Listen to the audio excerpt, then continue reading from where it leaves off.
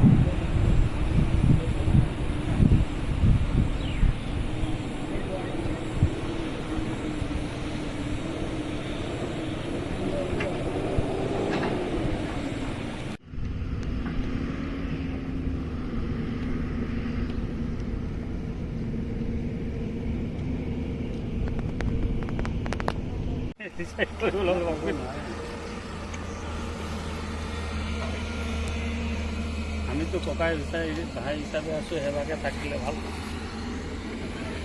থাকি আছো, আমি থাকিব লাগিব।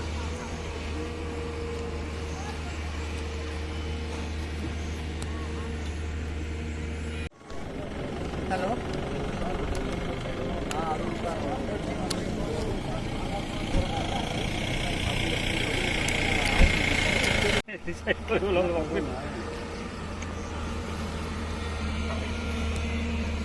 আমিতো ককাই ভাই হিচাপে আছো, সেৱাকে থাকিলে ভাল।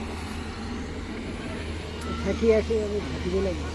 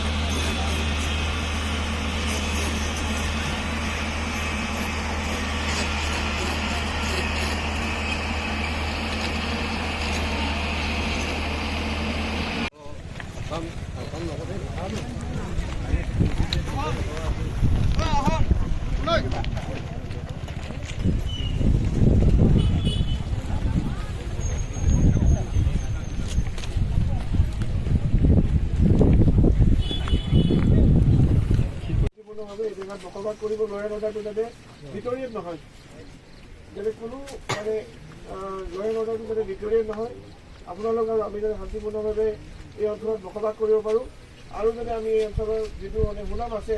হয়, আপোনাৰ নামটো? মোৰ নাম দিলীপ লিম্বু বুলি আপুনি গাঁৱৰ?